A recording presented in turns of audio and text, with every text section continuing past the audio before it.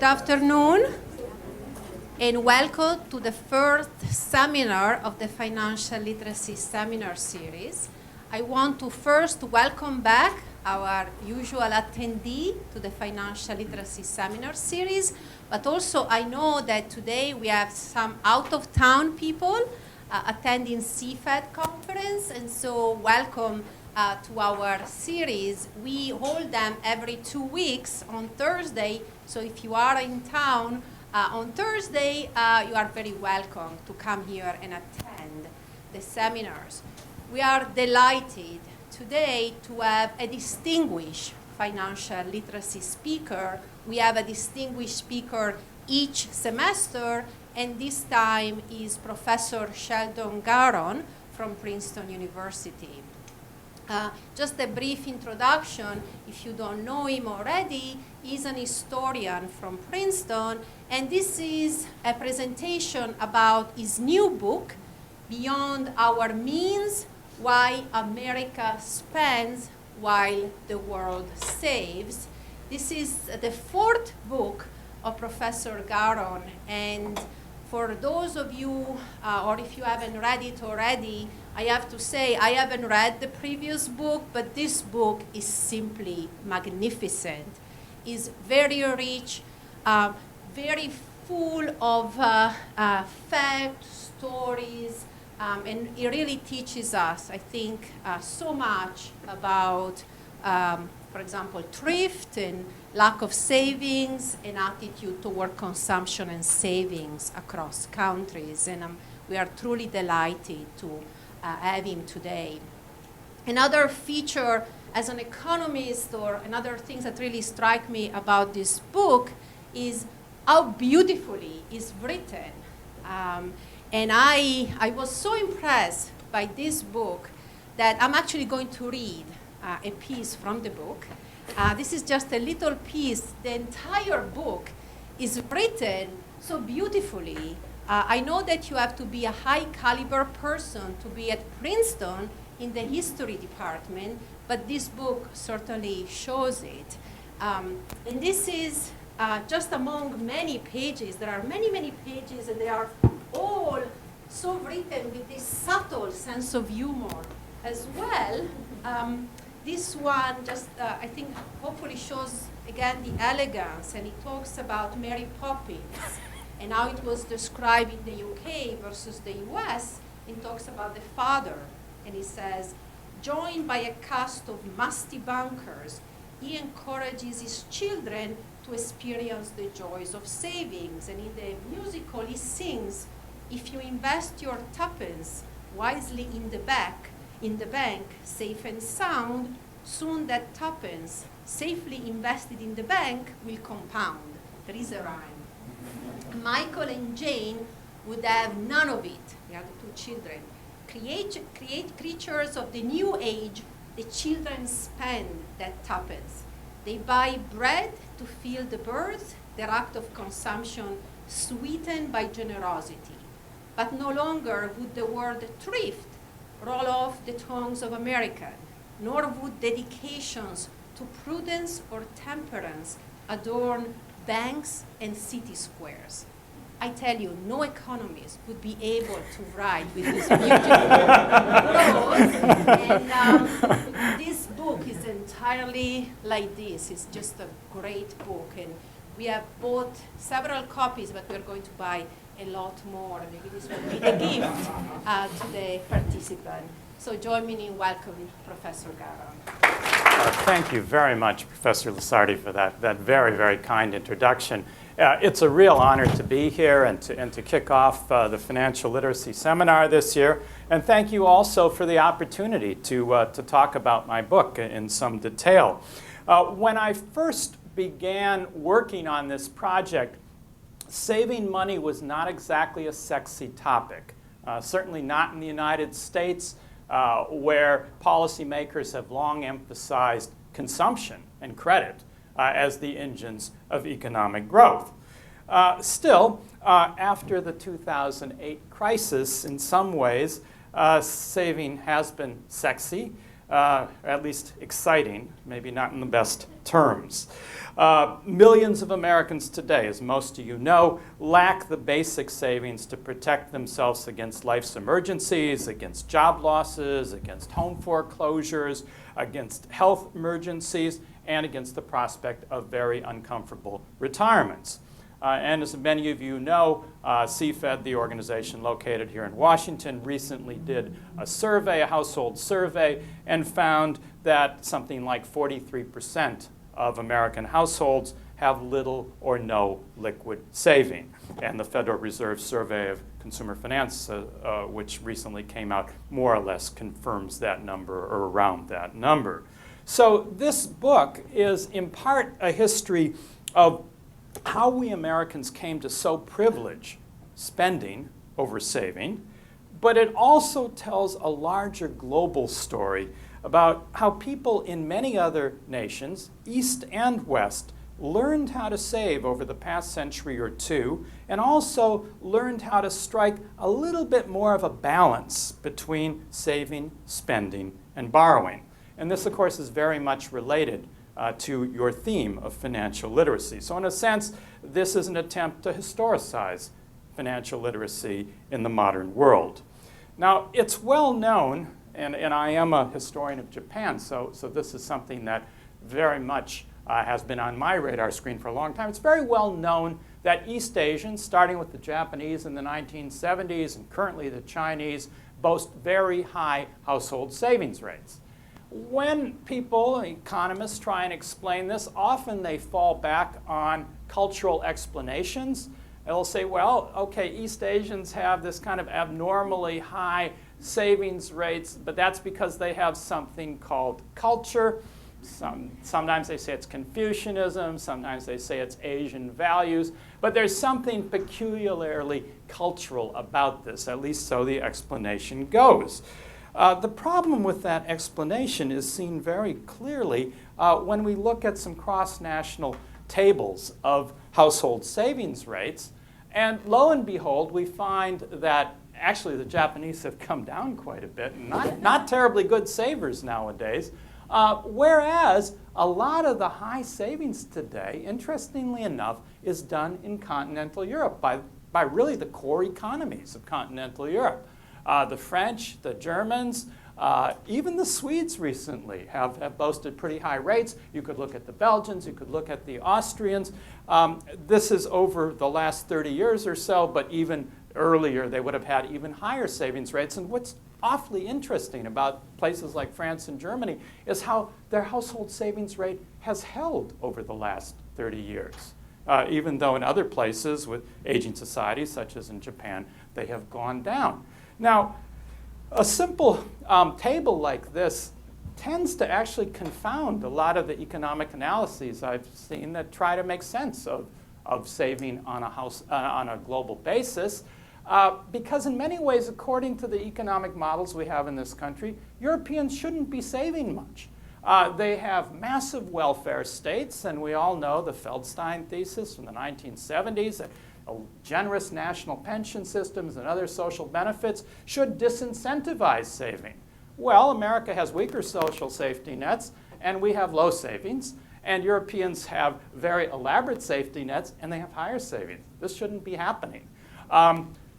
Aging society, many of these European societies have rapidly aging societies. People are supposed to be spending down and not saving up. And yet look at the constancy in a place like Germany. So clearly we may need, I'm not trying to disparage economic analysis or economists here, and certainly not in this room, but we may need a little bit more. We may need help from some of the other disciplines who might think about these measures and these explanations in different ways. And to a historian like myself, what tends to bring together a lot of the high saving societies over the last century or century and a half is that they have rather long histories of actively promoting saving among ordinary people, among a phenomenon that used to be called, and still in other countries is called, small savings. So I'm not talking about large investors in this talk or in the book. I'm talking about ordinary people, small savers. And whether it's Japan or whether it's several of these European cases, they have long histories, as I'm going to show in a few minutes, of actively promoting saving. And they've done so by means of various institutions that I'll elaborate upon, and also sometimes even moral suasion campaigns and the use of schools and things like that. Again, something I'm going to talk about. I'm going to spare you the details that are in the book's 12 chapters, but what I'd like to do in the next 45 minutes or so is to sum up how Europeans and Japanese created institutions that promoted small saving, and then I'd like to consider the various ways in which the United States has diverged from the practices of small savings promotion seen elsewhere. And the first thing I'd like to do, I'd like to show you the history of a variety of institutions that were created in the modern world to promote small saving. Go through the European-Japanese side, then talk about the United States story. And the first institution we start with is a set of savings institutions called savings banks. This was really marked, it starts about 200 years ago, about 1800, in several European countries. It's a transnational phenomenon, and what I mean by this is savings banks would start in Swiss cities and German cities. They'd spread to Scotland by the early 1800s. They'd spread to England. They'd spread to Sweden, to France. They were seen as big social reform ideas at a time when reformers all around Europe, and indeed around the world, were thinking about ways of dealing with the rising problem of the urban working poor. So this is one of many social institutions. What is a savings bank? Well, you should think of it not so much in terms of a financial institution in modern terms. It's really a social institution. The savings banks were originally started by philanthropists, by civic organizations in cities around Europe. They were designed to accept very small deposits, the sort of deposits that only that the working poor could barely manage. The idea was to get the working poor to regularly to save, to have a savings account, to actually get interest on these accounts. And it was interesting that there was some sort of calculus at the time that went on for decades and decades that you had to have a visible interest to attract small savers.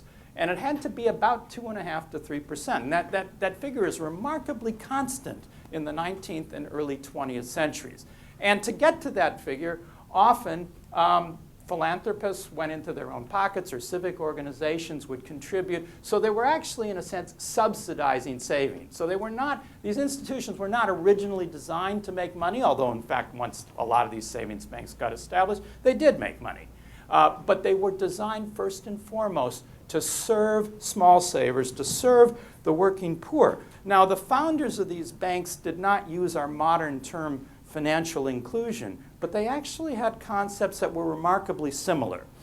Because the reformers would argue that if everybody in the populace regularly saved in banks, that their inclusion would make them self-reliant citizens. And they used words like self-reliant and citizens. That would make them responsible members of the community. They would be allowed to plan their lives. And of course, there was a conservative tinge to this. By having people financially included, then the working poor would not depend on the dole, that they would be less likely to turn to crime, their families would be less likely to break up. And by the middle of the 19th century, the argument was even made that for workers, for them to have a financial stake in the country, this was a term the British reformers used, they had a stake in the country, they would be less likely to actually revolt, to engage in social revolution against the country. So all these sort of motives went into an idea of it was saving as citizenship. That's the language they would have used at the time. But it has some resonance today with the idea of financial inclusion. And you can see in this handbill here from the 1850s in Britain that they not only appealed to workmen, but as the decades went on in the 19th century, very self-conscious attempt on the part of reformers to also persuade women, both working class women, but in this case, middle class women, the so-called housewife, to keep careful household accounts and to be the saver within the family. And you're going to see this spreads to East Asia by the end of the 19th century. So savings banks was the first of these experiments, did a lot in terms of financial inclusion. Lots of the working poor, whether they were domestic servants or the new mechanized workmen, began participating in a way that simply really wasn't possible before about the 1780s. I mean, ordinary people did not have bank accounts before the 1780s and before 1800. So this is a major change in people's economic behavior. Now, the second institution that came after the savings bank, coincided with them, was something called the Postal Savings Bank. I'll talk about this image in a minute. Postal savings was another one of these social reforms of the 19th century. The first one was created in Britain, the Post Office Savings Bank, in 1861. And just like the savings banks, it became one of these transnational phenomena that very quickly spread as this bold, innovative experiment in social policy. After the British established it, the Belgians a few years later established a national savings bank, also using post offices. And the third country, the third independent country to adopt postal savings was Japan in 1875, which had just become a modern nation just a few years before, just 7 years before, in 1868. But one of their first governmental policies was to adopt this British model of postal savings. And in a sense, the rest is history in Japan. If you follow the debates that have raged for the last 20 years about the Japanese, it's all about their postal savings system, which grew so large after it was established in 1875 that today it's not only the world's largest postal savings bank, but it's actually the world's largest bank in terms of assets. Now, that may not be a good thing, but that is what happened. And then these postal savings systems spread everywhere. They spread to almost all the other countries of Europe. They spread to Canada. They spread to Australia. They spread to many British and French colonies as well. And I show you an image here to show you how big postal savings was in the world about a century ago. If you went to Central Europe, and you can still do this today, and you're into architecture, some of the best architecture in Budapest and Vienna is actually their postal savings bank headquarters. This is the one from Vienna. It's stunning. You can go in. It's a museum today. It also actually still serves for some postal savings. It's this modernist building built by one of the great modernist architects at the time, a man named Otto Wagner. In Budapest, the Royal Hungarian Postal Savings Bank is just stunning. It's this Central European Art Nouveau, very fanciful. But what all these show is how the level of resources and prestige that a century ago governments put into postal savings because it was seen as the hallmark of the most advanced social policies in the world at the time. Now, why is a postal savings bank rather effective in terms of financial inclusion? Well, it does three things. One, like the savings bank, it takes very small deposits. It takes even smaller deposits than savings banks could do, partly because economies of scale. You had millions of people in some of these countries participating. So it took very small deposits. Very good for youth, very good for lower income people. Another thing it did that the savings banks could not do is it came with a state guarantee. So you had the government's guarantee that you would get all your money back, which is no small thing. Because for savers in the 19th century, or American savers in the 20th century, you have lots of bank failures. And believe me, it's not a very good incentive for a small saver if they think their money's going to burn up or be embezzled or whatever. So having the state guarantee was very important toward persuading some reluctant small savers to begin to entrust their savings to an institution that obviously they had no personal connection with, but because the government stood behind it. And the third aspect of postal savings that was extremely useful for financial inclusion was access. This is a period, mid-19th, late 19th century, when modern nation states around the world, one of the ways that they showed that they could knit their people together was by creating post offices everywhere in a national network. And so you had in places like France or Britain or Japan, or Canada or the United States. You had thousands and thousands of new post offices being created during the latter half of the 19th century. By putting a savings bank inside the post office, it meant that people who lived in the countryside or in provincial towns that had not had access to big banks or even savings banks had access to their local post office. So it was extremely useful in terms of creating nationwide networks of small savers. So this is the postal savings system, the second institution. And a third institution, again roughly from the latter half of the 19th century, was the school savings bank. This was also another product or byproduct of the spread of modern nation states, that you began to have more and more elaborate public education, mass education, compulsory education, often managed by central governments in places like France and Japan and elsewhere.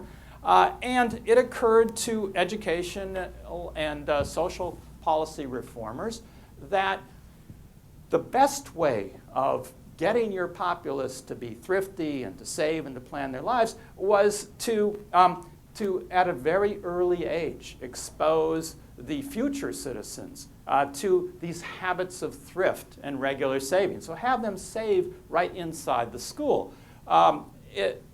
This idea of the school savings bank cropped up all over Europe, started in some German cities, but particularly the Belgians first put it into effect nationally in the 1860s. And this is an image. Belgians prided themselves on great thrift in the 19th and early 20th century. In this particular drawing for Belgian school children, the self-righteous pigtail here is talking to these rather dissolute children who have come out of the candy store, the confiseur. They're stuffing their faces.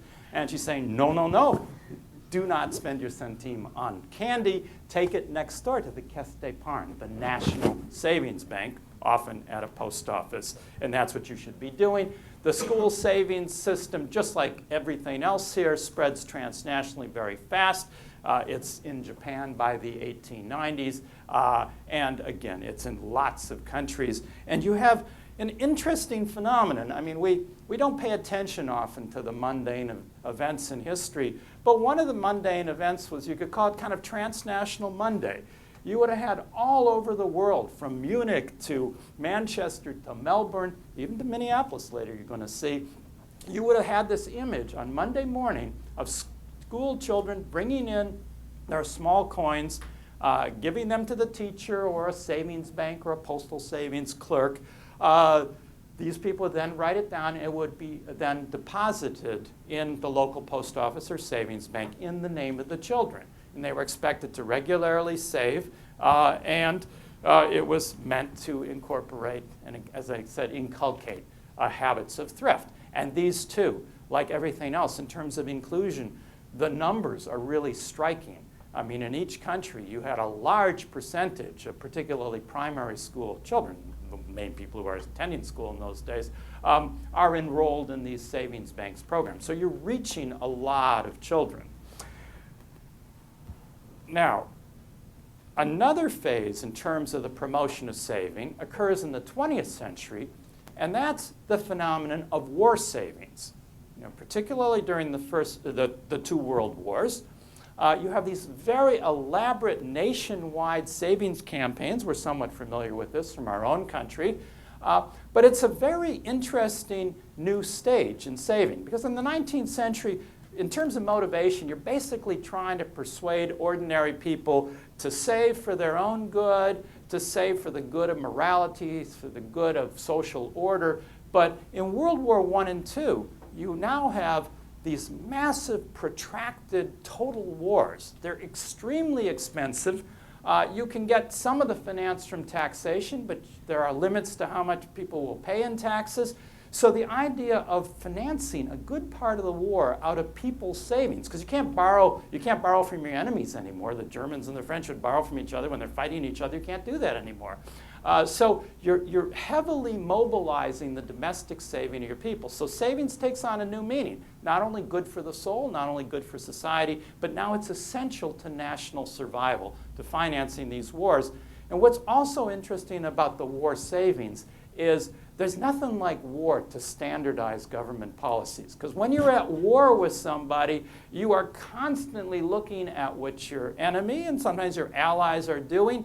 If your enemy can do a better job of financing their war and keeping it going longer, you want to do exactly the same thing. So in terms of the campaigns themselves, they're very transnational. They tend to emulate each other, and they emulate each other's propaganda, which is why you have the set of these two things. In this case, we have allies, the British and the Americans, but it's no coincidence that they suddenly decide to use Joan of Arc. First of all, who's left to mobilize at home? The men are all away, so you've got to mobilize the women. So the women come into a new role here as kind of the saver citizens, the patriots on the home front, and saving is one of the ways that they have to show it. The other thing that's interesting is actually the American poster came first, even though Americans came into the war much later. And if you want to know why it came first, English don't actually like Joan of Arc. They fought like this 100 Years' War against her, and then they burned her at the stake and all that. So it was actually the British propagandists, probably wanting to get to the pub early that day, they simply just ripped off the American poster. But you see a lot of this, and I mean I could go on, but I won't in this talk. You see a lot of emulation of posters and of messages. That's the important thing, messages on how you motivate people to save. And just continue on this theme of using women as the savers, you can just see in the juxtaposition of these two posters, the American poster, the woman on the home front, you either do one thing. If you're the men in the background, you fight. If you're the woman on the home front, you got to buy bonds. And this gets transmitted to peacetime Japan in the 1920s. You get basically the same image, the mother, the saver, and the men working now because they're not off at war. But this idea of this gender division of labor, the idea of the centrality of the housewife as a saver. Now, we move into World War II, and more or less these campaigns continue. They're even on a more massive scale. This was said to be the most popular poster in wartime Britain. It's interesting because it strikes us as so un-American today because this is the squander bug. And the squander bug was the person who, by spending money rather than saving money at war, for engaging in the crime of shopper's disease, he was AKA Hitler's pal. And I had the sort of the mirror image of this when my book came out at Christmas time this last year, and I was on NPR and a lot of these stations, and I was constantly accused of undermining the American economy by telling people not to go shopping, but that it might actually be important to restore their household balance sheets. So it just kind of shows how far we have come.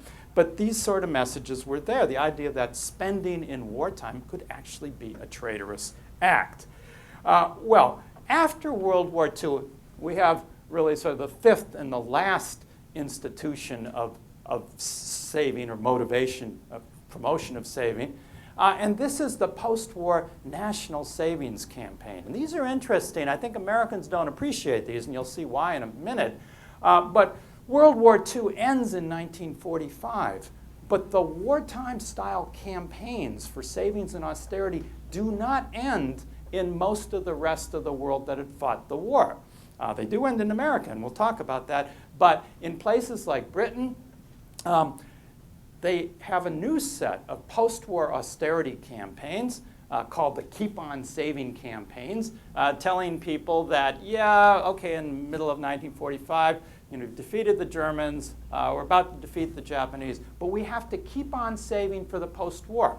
We have to keep on saving because there is a lot of wartime destruction in all of these countries. Britain, continental Europe, Japan, they're in shambles, their cities have been bombed, they're heavily in debt because of their wars. And also, something that you might not have thought about, and you see it in this poster here, also in Europe, Britain and others, there are the plans for the post-war welfare state. So you see a blueprint here for what, not only defeating the Japanese, but the blueprint for education, for housing, for health, for roads, for lots of public spending, and it can't all be financed by taxation. The new campaigns are you have to keep on saving. There's got to be continued austerity, but by people's savings, it will, at a fairly low cost, finance post-war recovery and also the beginnings of the post-war welfare state. And again, not just in Britain, but I brought this for Professor Lusardi. In Italy, you can see the passbook here, but the destruction there. In other words, financing for reconstruction. In France, the same theme, reconstruction bonds and savings bonds for reconstruction. So this is a very big thing. And today when the Europeans talk about austerity and Americans say, well, how can you use such a stupid word? Who could possibly ever love austerity? Well, it actually has an emotive response from Europeans sort of going back to that period. Not suggesting we're in the same period, but that the word austerity was a way that a lot of these countries historically saw that this is how they came back, by biting the bullet, by saving, by investing in their country's recovery. So that's the European experience. In Japan, also massive post-war savings campaigns. And interestingly enough, in the Japanese case, the post-war savings campaigns just keep going and going. So in Europe, by the end of the 50s, most of these countries are really tired of savings and austerity campaigns in Europe. But in Japan, the savings campaigns run right out of the Bank of Japan, run by something called the Central Council for Savings Promotion, which still continues in a form in the Bank of Japan. These campaigns go on until about the 1990s, intersecting with women's groups, nationwide savings campaigns, and constantly talking about the need for a national thrift and the generation of domestic savings for Japanese industrial policy to invest in industry and not to buy too much foreign products coming in. So there are all sorts of economic nationalism that are tied to these things. Now, I should say that even though the Europeans pretty much have dropped the overt savings campaign by the late 1950s, in some ways, the institutional promotion of small saving continues very much in Europe today. And I just wanted to show you 2 or 3 examples. In France, there continues to be a very popular small savers instrument called the Livret A, or the A Passbook. It was actually created in 1818, to just show you its longevity, although it's had many transformations.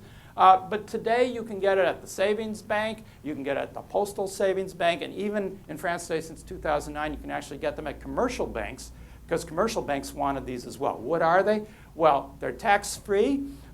They have a tiny, tiny minimum balance. They're capped at about 15,000 euros, so they're intended as a small savers vehicle. They have no fees whatsoever. So they're very accessible to lower income people, to youth savers.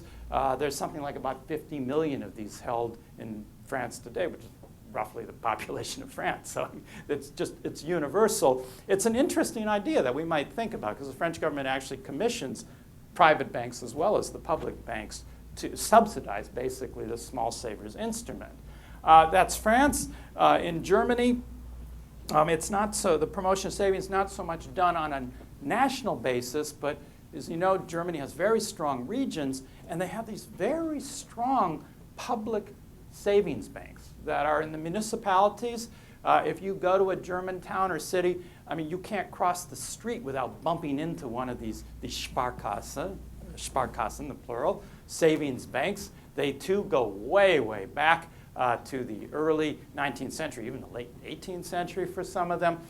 They are highly accessible. They are set up for savers. They have youth savings accounts. They have a lot of contractual savings plans where you agree. I mean, it's sort of like our 401k, but it's for everyday savings, not just retirement savings. You make contracts, you're going to deposit this much. They'll take it out of your paycheck. And they're very, very accessible, as we say. And they're also known as, they, by law, have to engage in lots of investment in the public good, and they have to loan locally and things like that. Also, we should mention that in lots of places in Europe and East Asia, you now see not so much the school savings bank of the old days, but you see modern financial education programs. I mean, this is one that the German savings banks do. This is actually a comic book, which is, believe it or not, the most widely circulated comic book in continental Europe. Is actually put out by the German Savings Bank Association. And it's called, any Germans, sir? Nobody? Okay. I could tell, because usually at this point, if there are Germans in the audience, they get teary-eyed because they have such emotional attachment to this comic book. But it's just like, it cultivates this very cute, cuddly image. I'm not saying this is all financial education. There's a lot more elaborate programs, but this is kind of the public face of it in Germany.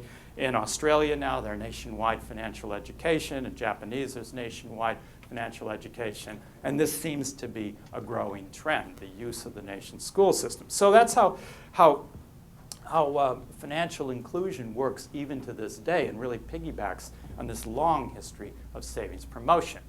Well, let's move from that to the United States. How does the United States fit into this global picture of savings promotion over the last 100 to 200 years? And the answer is it doesn't fit very comfortably. The United States in many ways is different from these other patterns, both in savings and in credit, as we're going to see in a few minutes. Not totally different, but let's start with the spread of savings banks, this 19th and early 20th century phenomenon. How does this look in the United States? In other words, institutions for small savers. Well, in some ways, it's very transnational or transatlantic. On the east coast of the United States, particularly from the mid-Atlantic states up to New England, in the early 1800s, you see lots of American reformers very much tied to the English and others, and sometimes German savings banks. And a lot of savings banks are founded in the northeast of the United States. So a real density, a little bit in some of the cities of the upper Midwest and on the cities of the Pacific coast. The problem was that the small savers institutions did not spread very evenly on a nationwide basis, and they didn't spread to most American states. And this is, in a sense, the American story of savings in general. Parts of the U.S. very much are tied into this global process, but a lot of other parts simply are not. So if you go to the southern states, the western frontier states, there was almost no financial access for small savers as late as 1910, really is until about after World War I. And there actually are interesting measures you can get from the U.S. Comptroller of the Currency at the time, where they actually count the number of savings accounts, and you can put them over the population figures for the state, and you get very interesting results as a result. And it shows that the New England states have a real density of savings institutions. That's something like 54%. Okay, it's not quite 54% of people have a savings account, but it's that the savings account per population. It's the only way we can do it. But 54% in the New England states, and then you look at the 13 southern states in 1910. And this was not an insignificant part of the country then. There was actually a lot of population in those 13 southern states. 3.4%? The number of savings accounts per population, and in the western states, not the Pacific Coast, but the western frontier states, 4.6%, and in the great state of Texas, less than 1%. Yes? Are you counting the credit unions and savings and loans and community banks in this? Okay, that's a very good question. This doesn't count what were called the building and loan associations, which were the predecessors of the savings and loan.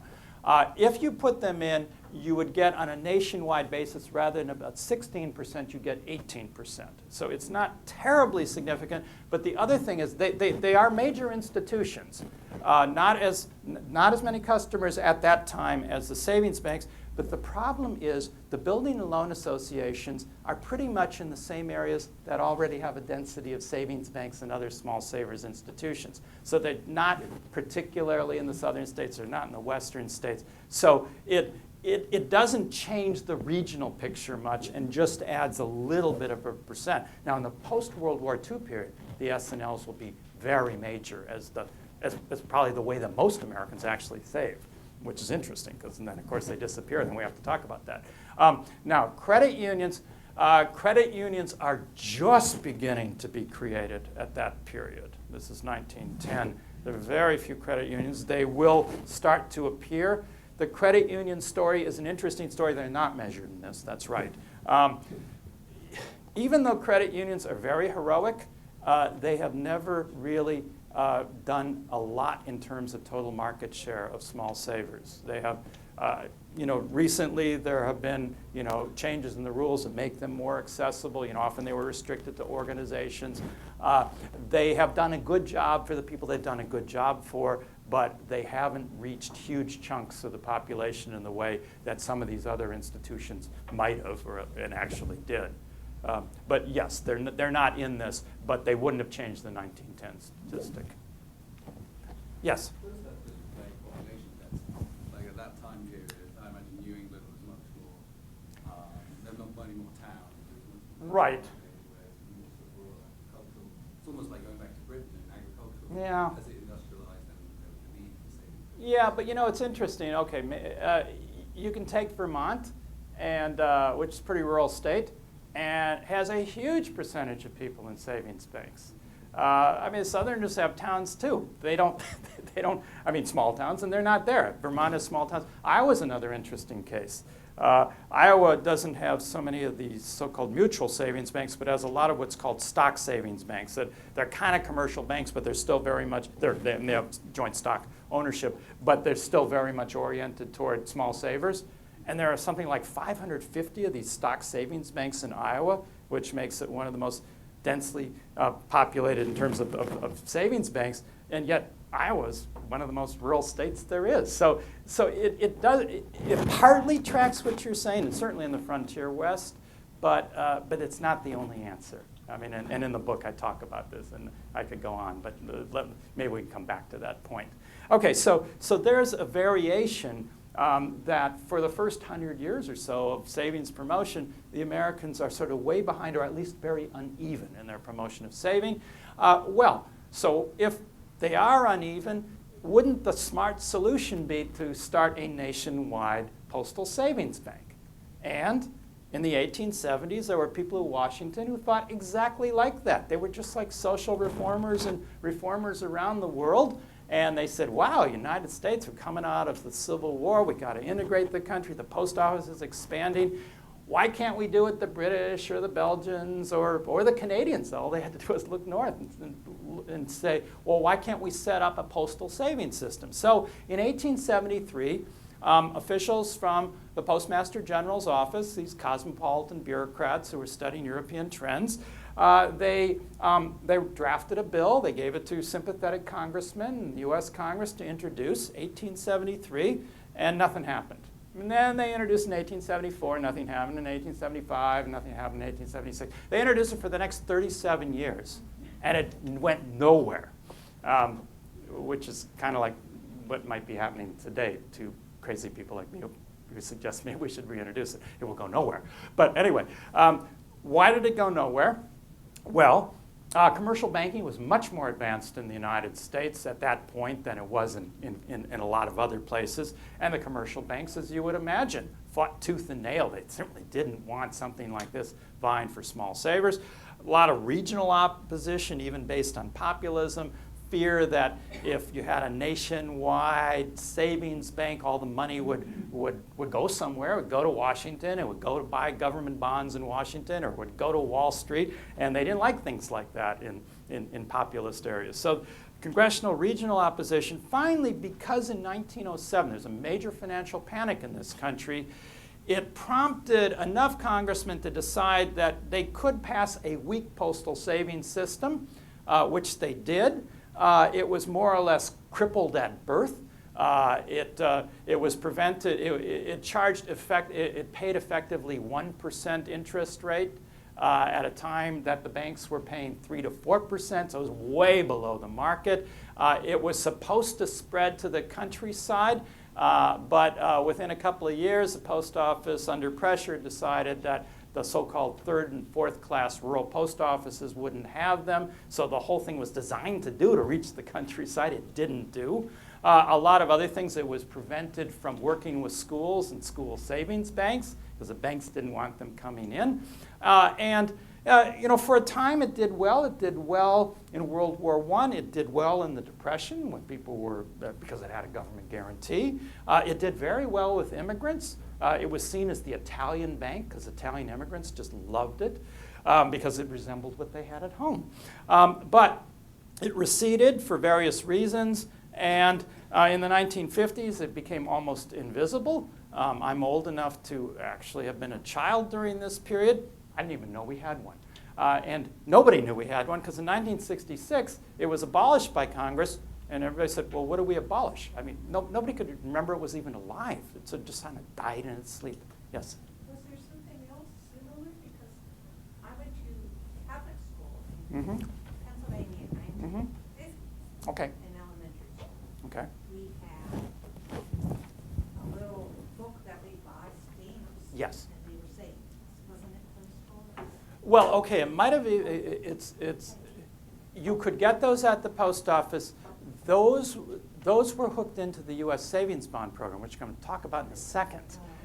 It was a program designed, it's not exclusively American, it was actually designed in the 19th century in places like Britain and Belgium. The idea was that in order to lower the transaction costs for children of saving, because you don't want a kid bringing in a penny and trying to make a deposit. So the idea was if they pasted up, 100 of these penny things, or nickel, 20 of them, on a sheet. Then you brought it in, and then you could get a U.S. savings bond or whatever. I mean, I don't think I gave you the right cost, but that was the idea. Lowered the transaction cost. Right. Okay, but let me get to that. Okay, schools. Since we're talking about them, school savings banks. To what extent did we have them in America? Well, again, there were educational reformers in America, very much taken in the late 19th century by these European school savings banks. I show this one from my home state of Minnesota, sponsored by the big savings bank in Minneapolis at the time. I actually showed this image in Heidelberg, Germany, a few months ago, and the audience said, well, how'd they get Americans to line up so orderly? And I said, well, that's easy. They're all German and Swedish immigrants. And there may be something to that, even if I was just pandering. Because like everything else, there's a real unevenness in school savings banks, just like every other institution. And think about America. Education is very decentralized here. So if a school board decides they want to do it, okay, then they can do it. But then beyond that, you actually have to have a bank that's willing to take the children's tiny, tiny little savings, and it's usually a loss for them, although the enlightened ones could argue they might have future customers. So as a result, because we had very few savings banks, at least evenly distributed, in most places, even if there was a school district that wanted to do it, not that many wanted to do it, you couldn't necessarily find a savings bank to do it, and the post office was pretty much prevented from doing it. So you had these pockets of these school savings programs, Minneapolis, New York City, actually Los Angeles, and places like that. But again, in large parts of the country, school children never got exposed to these sort of institutions that were so common elsewhere. Well, World War II, yes? The story you've told a bit about, sort of opposition to Yeah. postal savings, is commercial banks essentially not wanting competition Mm-hmm. for small savers. So, given that commercial banks kind of, at least for quite a while, won that argument, Mm-hmm. why didn't we see commercial banks then coming into those regions of the country where there wasn't much savings and actually taking advantage of that? We did, actually. I mean, the story is an interesting one. And I was warned that economists would ask questions in the middle. Historians never do that. So I'm sorry if I'm falling behind my timing, but I guess you're all used to this, right? We had this kind of 19th century gentleman's profession, so I apologize. Anyway, I know. That's been brought home to me. Okay, so it is very interesting, and this is an argument I make at the end of the book for why postal savings might be like the public option of today, if you think back to the national health insurance debate of a couple of years ago, the national health care thing.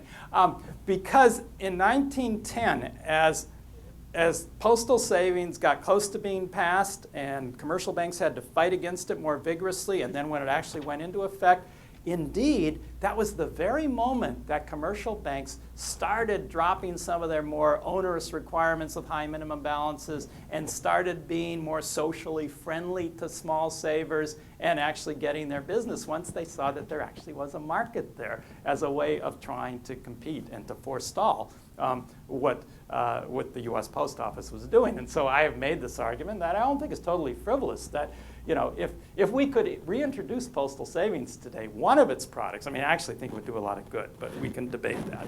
But even if not that many people went to it in the end, if it actually stimulated banks to compete for small savers and realized that maybe they were being a little extreme in sort of chasing away or having very high balances and fee structure, that they might actually get business, that there is the business out there. So that actually is what historically happened. So the commercial banks did get into it more, particularly in the 1920s, when people had their World War I savings bonds and they cashed them in. The commercial banks did pretty well. The problem was that, of course, a lot of these banks and savings and loans then folded in the early 30s. So we were back to the old problem. But they did get more aggressive in competing for that, and that's true. So that is my argument, that government intervention doesn't have to be a total takeover. It can have a stimulant effect. But OK, so I'm working my way through. Sorry. So in World War II is really the time that the U.S. most resembles the rest of the advanced economies of the world in terms of the U.S. government centrally getting involved in the promotion of small saving. And they do it in two ways. The U.S. savings bond, which was actually a new institution. World War I had these very expensive Liberty bonds. They were inaccessible to a lot of people. But the U.S. savings bond that we know today, the type that you give for bar mitzvahs and births, and well, nobody does that anymore, but they used to in my day. This was founded in 1935, right before World War II, but really caught on as the war bond. After the U.S. entered the war. And it was a very elegant solution to some of the problems of financial access. Because if you didn't have savings banks and building and loan associations all over, the savings bond was highly accessible. It was accessible in two ways. It was accessible in the sense that it was quite affordable.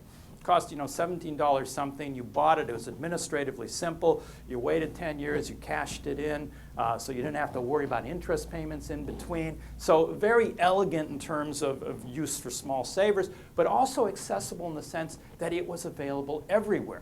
You could get it in your school. Hundreds and hundreds of thousands of school children pasted up the stamps, which led to the bonds. You got them at the office. And some of you were probably old enough to remember the payroll savings plans, which continued in post-war United States. But in the midst of World War II in the U.S., some 27 million Americans were regularly saving about 10% of their paycheck, which instantly, at the source, we say, was used to buy these savings bonds. So payroll savings, you got them even from the neighborhood woman who was like the war bonds committee person. You could buy them at the banks until very recently, and the banks are now sick of them because they see them as competition and a nuisance. But you could at the banks, and you could at the post offices as well. So they were, in a sense, an American answer to the absence of some of these small savers institutions. And the second U.S. institution that really promoted small savings, not so much before the war and during the war, but right after the war, was FDIC.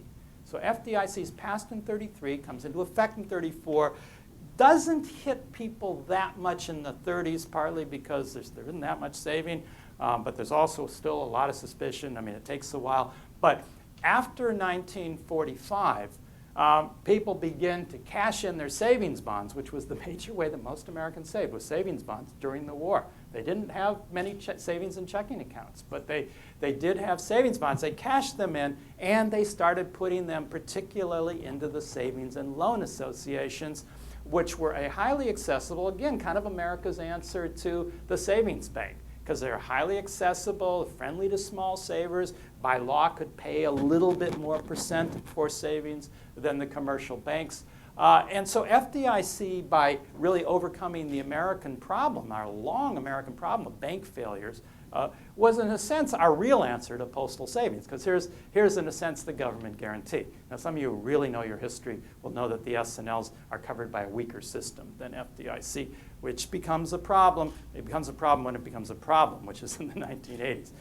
It isn't a problem before, and it assures people for many decades that they can put their savings there. So in other words, there's a lot of federal intervention that makes small savings. Really the golden age of small savings in the US is from the 1940s to roughly probably sometime in the 1980s, and it has a lot to do with federal institutions, directly or indirectly.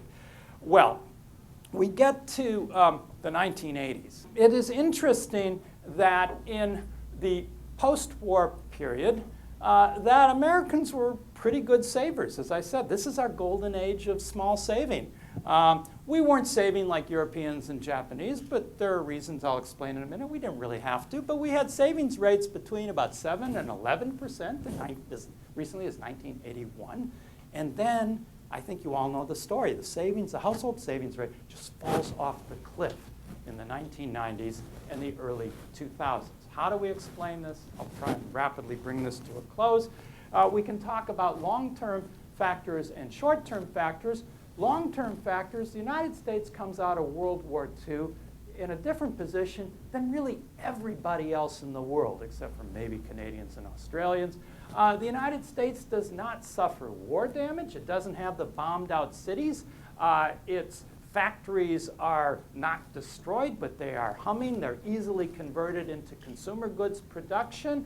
You have American standard of living has actually risen during the war, so people have been saving, but they got a lot of pent-up demand. Again, a different story than any of these war-ravaged places, either Allied or Axis. And so, as a result, consumption, new ideas, I would call them American interpretations of Keynesianism, and other things take over. The politics in both parties, the politics from both labor and management, begin to very much privilege consumption as the driver of the economy. So not so much saving and investment anymore, but consumption. And in a sense, this thinking about consumption as really the hallmark, the primary goal of the economy, begins to start even during World War II in the United States. And I show you two posters here. During the war in places like Britain and Germany, people were told to save so that after the war they might consume a little. You can realize your dreams, and you can see the British version, the British woman war worker. She's working and working and saving, and she's dreaming of the post-war when she can have a little garden and a hand-powered lawnmower. What are Americans dreaming about in World War II? This is a school newsletter put out by the US Treasury Department to hundreds of thousands of American school children in 1943, telling them what happens with your war bond that you buy in 1943 that matures 10 years later in 1953. What is the world in 1953? Forget about hand-powered lawnmowers. You can buy a private air car. You can vacation in Madagascar, Alaska, Hawaii. You can weekend in Mexico City, Newfoundland. You can buy television sets, radios, telephone answering machines. You can buy anything you want, and it points out that your war bond is going to be just the down payment, because you can borrow the rest to buy it. So we begin to have very different American formations. That's one long-term thing. Another is housing. I think you all know this. The US government from the 1930s has clearly the most aggressive pro-housing policy in the world, probably.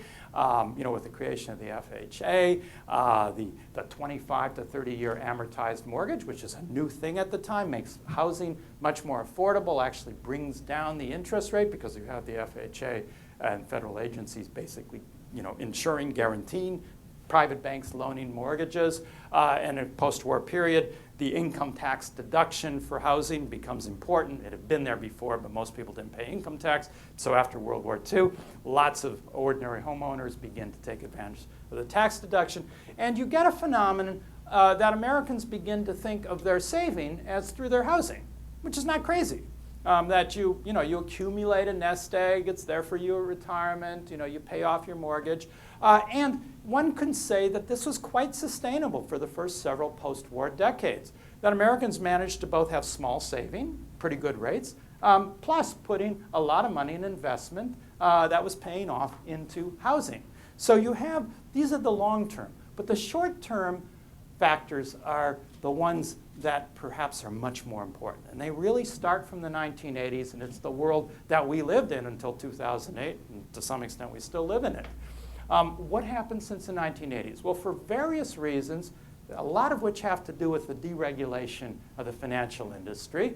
First, we see the decline of some of these big mid-20th century institutions for small savers. We said Postal Savings was going nowhere, but the S&Ls, the savings and loan, which had been this highly accessible form, well, we all know what happened, deregulation. And many of them then went into riskier and riskier developments. You know, huge numbers, hundreds and hundreds and hundreds failed. And we really, today, we don't really have savings and loan, at least in their old form. The US savings bonds are still there, but it's not a very accessible way of people saving anymore, even for children's saving. I mean, they're hard to get. I mean, you've got to buy them online. They're certainly not offered in the schools, or very few in payroll deduction plans, things like that. So that's on the savings side. The credit side is perhaps the most dramatic story. This is where we really don't look like anybody else, at least a few English-speaking peoples, but nobody else. Okay, credit cards. Credit cards become a universal commodity after the 1980s. They had been an elite commodity before that, but because of deregulation and things that are complex, but it became possible for the credit card industry to no longer be held down by usury laws in each state. They could charge what they wanted. They began to make lots of money on revolving credit, people not paying their credit cards back. Increasingly, they targeted the customers that they called subprime. This is before subprime mortgages, but the 1990s, targeting lower to lower middle income customers who were likely not to pay back in full because that's where they would make their money. And things got more and more predatory, I would say. You may disagree. Home equity loans, which nobody really wants to talk about because I think they're seen as respectable and the thing that good American homeowners have, but and in many instances they are. They're very sustainable, but in many instances they have not been. There was something, the second mortgage basically, that really didn't exist before the mid-1980s and are very much privileged by the 1986 tax reform, which makes only the primary mortgage and the home equity loan interest the only forms of credit that continue to be tax deductible. And banks really just explode offering more and more home equity loans.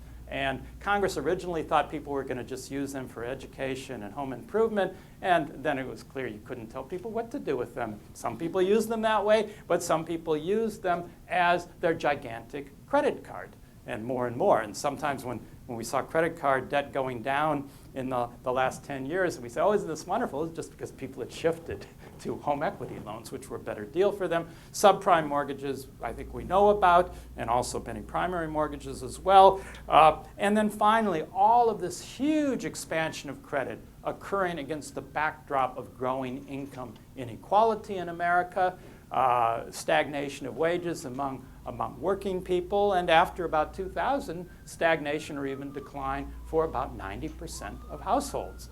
And it is interesting, in the midst of this growing inequality, this is exactly the period that credit expands. And so you could, in a sense, call credit in this country America's welfare policy. Because in Europe, when you get in trouble, you get social benefits. In America, when you get in trouble, we extend you more credit. And so it became this Band-Aid, and a rather unsustainable Band-Aid. Well, I'm going to end by just, I'm not going over any of these points, but in the back of my book, I do something really strange for a historian, although maybe more common to all of you. I actually end with policy recommendations, because I was at the Woodrow Wilson Center 2 years ago, and they said you can't write a book like this without policy recommendations. So I ended with policy recommendations. I'm happy I did. So I suggest a lot of things based on both the global story, what's happening in other countries, but also some things from our own past that might help in terms of restoring some balance to American household finances. I'm not going to go over all of these. I think I've suggested a number of them. Certainly I would center on reviving postal savings. This, to me, is kind of a way of killing two birds with one stone, a way of saving the post office, which is clearly going down, by giving it new sources of revenue. And this is actually happening all over the world, places like Japan and France and elsewhere. A lot of post offices have found that their mail delivery revenues, obviously declining with the internet and package delivery services, but they're actually making up for it by expanding postal financial services. So I'm going to end with this, saying that Americans don't commonly like to pay attention to best practices in the rest of the world, but this might be a good time to do so. Thank you very much. I'm going to start with the first question and then take more questions from the audience. My first question, Sheldon, is how come that an historian working on modern Japan gets to write a book and is, a world study about savings? Can you tell us a little bit more about what led to this book? Well, I didn't do it in one day. This took a long time, and it went through various phases. So I originally imagined this book in the 1990s, and it was going to be a book exclusively about the history of Japanese encouragement of saving. Because some of you can remember there was a time when Japan was actually China. In other words, we were deathly afraid of it. It had this highly successful economy in the 70s and 80s. We thought they were going to take over Hollywood and Rockefeller Center. And their economy, they had this industrial policy. They seemed to be picking everything right. And one of the big keys to that success was held to be their high savings, their mobilization of domestic saving, and the provision of low-cost capital. So my book was going to be a history of Japanese campaigns and institutions. Some things happened. The Japanese bubble burst in 1991. It wasn't obvious that this was going to be irreparable. Now it is. We got 2 lost decades of Japanese growth. Japan obviously are not world beaters anymore. And also, as you saw, their savings rate plummeted. Not so much because they became shopaholics, but because their household income actually declined and people simply maintaining consumption levels, which meant their savings rate was largely falling, and also rapidly aging society, but I'm not sure that was crucial. So as a result of that, you could sort of say I diversified my portfolio, or unkindly, maybe rats leaving the sinking ship. I thought, well, at the same time I realized that the Japan story by itself was not going to sell.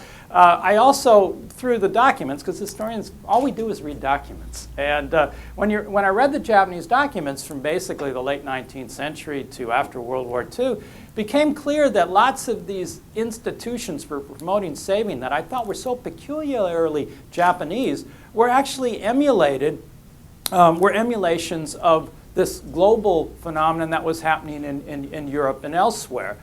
Postal savings, school savings, all these sort of things. So I realized it was very much an interlinked, what we call a transnational history, and that's the sort of history I do now within history. So it's going to be a Japan and European story, and I wasn't sure what to do with the United States. I was really afraid of the U.S. stuff because I did talk to economists then, and all the American economists said, well, Americans don't have to save like Germans or Japanese because in America people don't increase their wealth not on the basis of this piddly little small savings accounts, but they do it by investing in assets and stock markets and this unbelievable housing situation in America. And so they can have much higher rates of return. They don't have to have as high a rate of household saving per year because they get such a great rate on their return. And I would ask them at the time, well, what would happen if housing prices actually went down? And everybody said, it's not going to happen. Anyway, then it happened in 2008, and then I realized I had the rest of the book. I even had the book title. Because Japan doesn't appear in it, Europe doesn't appear in it. It's why America spends while the world saves. And I also began to realize that it would be a very interesting story to try and explain globally and historically why the United States comes out differently and what some of the consequences of that were. I also began to realize only after 2008, as probably many of you did, that housing was a huge part of the story, which, before I hadn't even thought about housing in terms of saving. Now, I realize how important it is, and also ways of comparing us with perhaps Germans who have very low rates of home ownership and then tend to try and maximize their wealth through small savings and things like that. So the housing's really important even housing size is important. Americans forget that most people in the world don't have 3,000 square foot homes. And you can actually look at cross-national housing data, and it's very interesting. Italians actually come out with tinier places than Japanese. Yeah, right. So if you have small house, you don't have to heat it as much, you don't have to cool it as much, and you can't buy a lot of stuff because it doesn't go anywhere.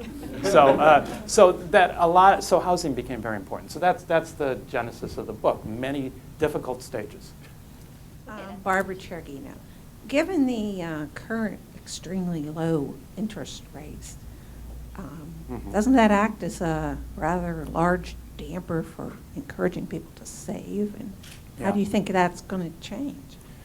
Yeah, I mean, as you remember at one point in the talk, I talked about how the people who want to promote saving thought that it was important that people see visible interest rates.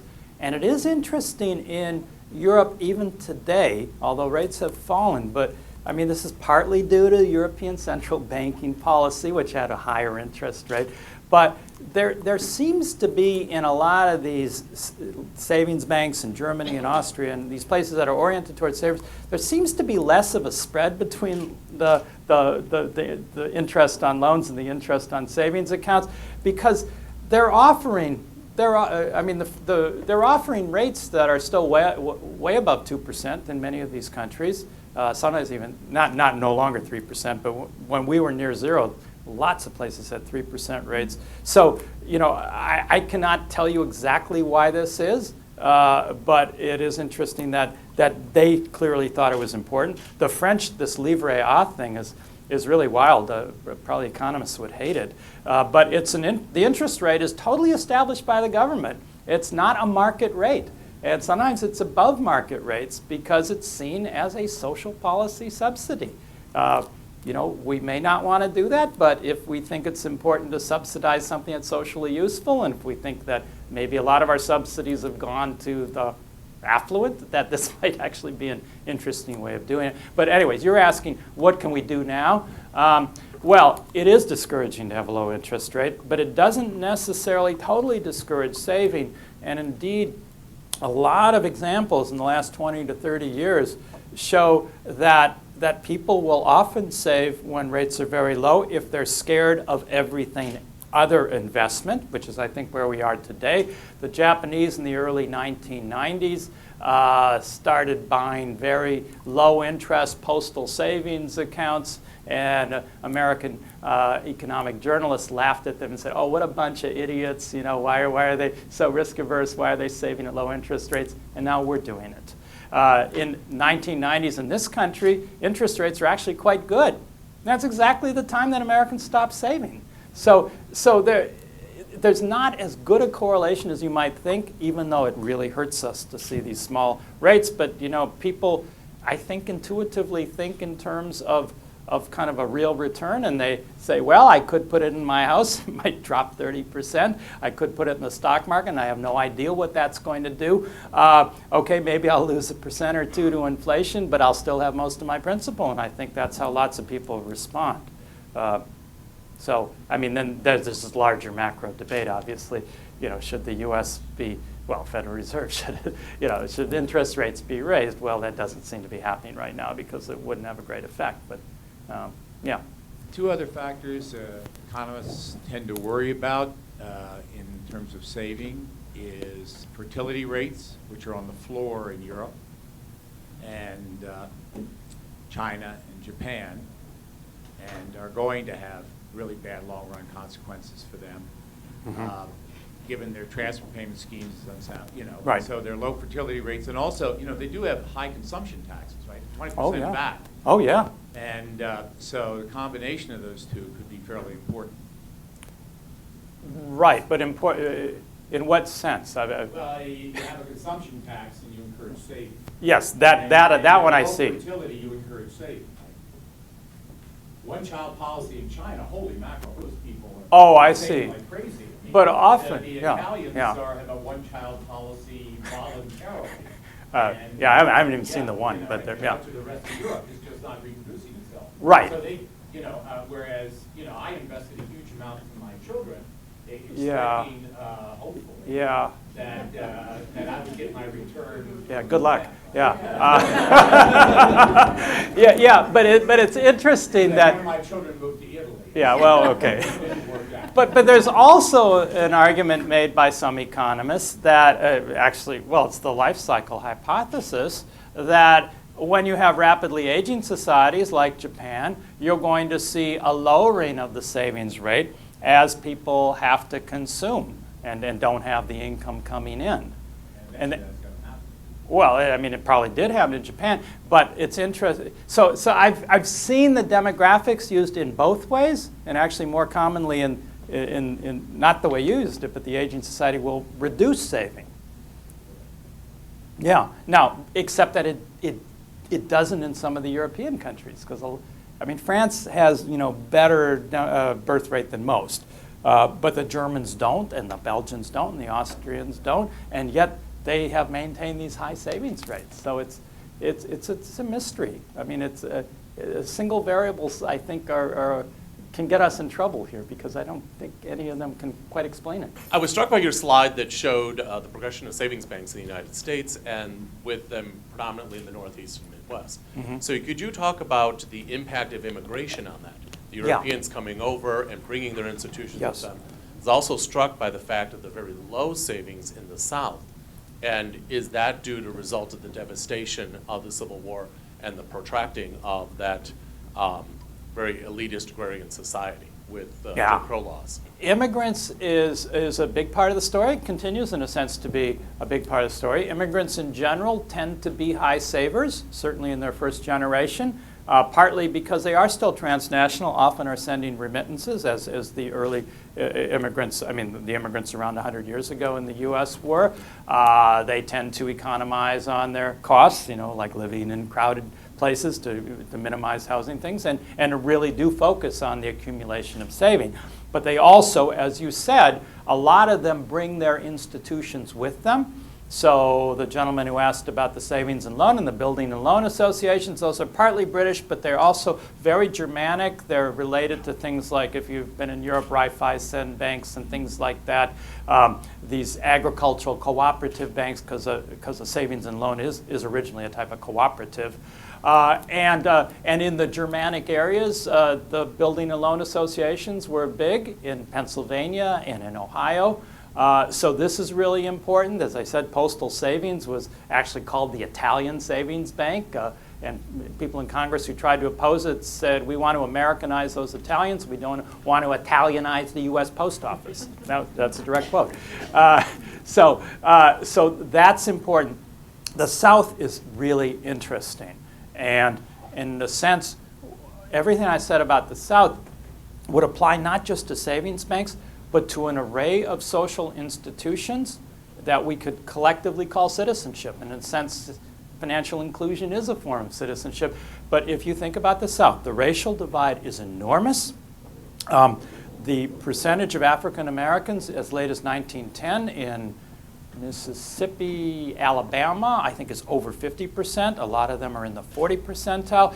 These people have been effectively disenfranchised in almost every way you can think. They have been kept out of the regular schools. They have been denied their voting rights, and in a sense, being denied the right to a savings bank, because there aren't the sort of philanthropists you see in the North or in other countries that are willing to establish savings banks as a way of integrating. Maybe they call them the riffraff, but they think the riffraff are going to eventually be part of their community. That was not a vision among, as you said, Southern elites. And so there's a real paucity, you could say, of social institutions in the South, including the savings bank.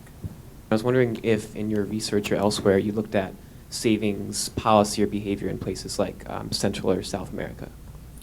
Yeah, no, not there. I did pay attention to some African societies. I never was able to do much with it, but I did go to Senegal and interview the director of Postal Savings, and I went to Mali.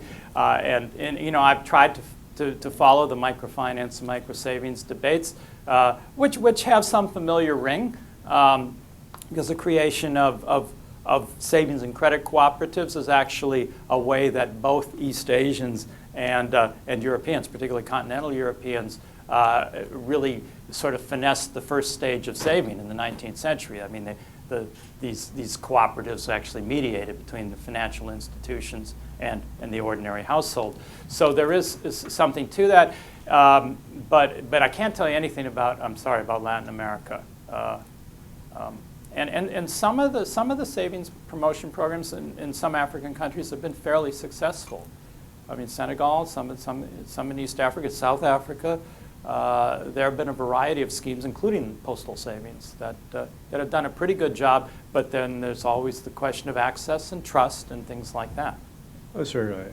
Again, looking back to history, as you read through this, if you had been a member of the economics department at Princeton or the business school, we would have heard a lot of things like risk, moral hazard, and other terms of art that you didn't mention today. No. Did you find those in the literature as you looked through? Were people talking about what was happening to this money that was saved? Yeah. Was it put at risk? Was the word risk involved in the social debates, et cetera, et cetera? Yeah, no, it's a good question. Certainly there may have been other words, but they are very conscious of risk. And that's why I talked about the security of deposits is a big thing on the minds of small savers. And it continues to be here, I mean, if you think about it, in certain areas. But a very big thing before things like FDIC and postal savings systems and things like that. And as I said, American story it's a real problem if you don't know if your bank's going to be there next year. So there's that risk. Now, it is true, I think maybe what you're getting at, and I didn't do a very good job in the book, there is an argument to be made that Americans took more risks, didn't necessarily invest in this in savings banks, but would invest in land in the West and things like that. And I think that is an argument. I think there was a social risk involved in expanding the country through the period of history Yeah. that you so discussed. Yeah. I was just see if you saw any of that in the social discourse. There is. And American, if I were an American historian, I'd really focus on that because everybody focuses on the rise of the populist movement in the late 19th century, and it's all about people who got over-indebted, farmers and things like that. So the risk thing and the alleviation of risk they're always coexisting. And Americans, I think, do take more risks, but they also get hit harder in many ways, I think, when they lose.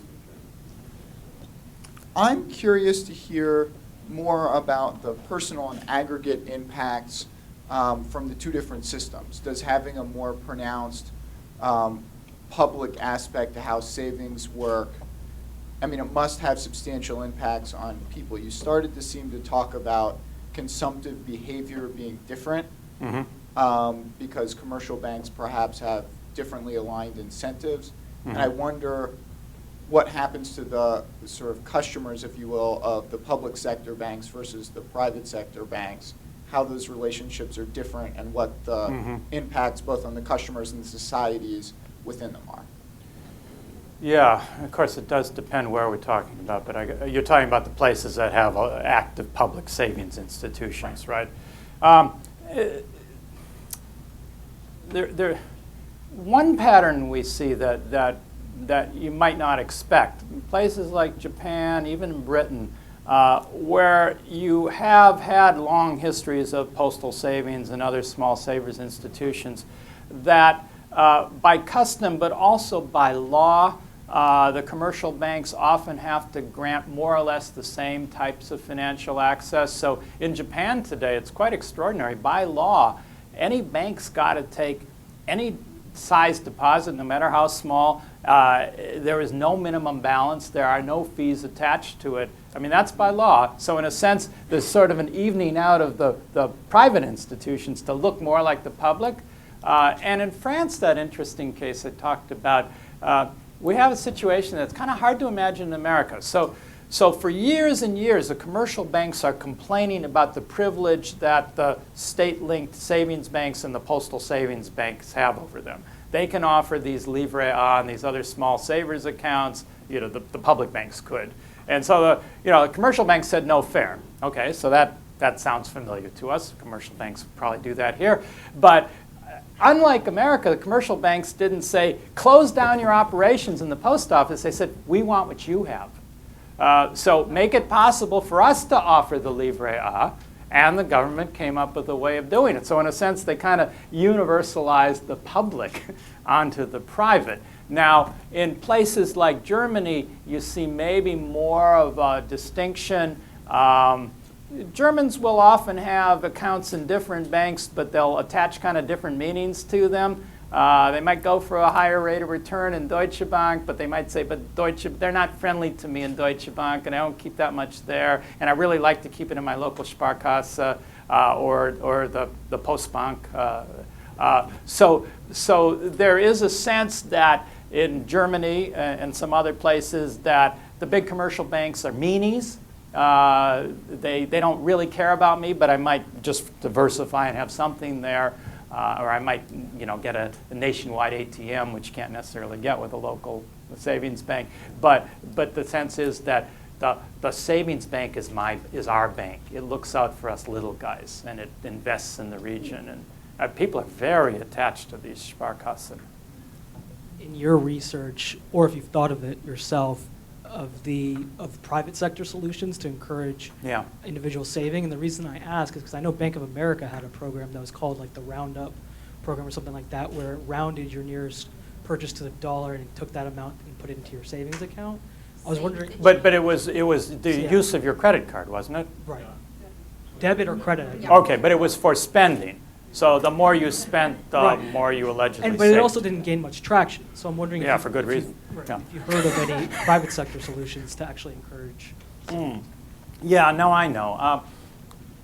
There should be private sector solutions, and there are a lot of people thinking about these things here, and I get dizzy sometimes, studying all these proposals. But what is interesting is, thus far, the marketplace has not done a particularly good job of solving this problem. And in lieu of government action, I'm not sure I see how they're going to get there. You might have some small solutions, but you're not going to have a big solution. And maybe I spent too much time studying Japan and France. Maybe I like hanging out with bureaucrats. I don't know what it is. But the idea that sometimes problems are just so big that you got to solve them from the top. I know that's un-American. But I just feel that. On this cheerful note, let me again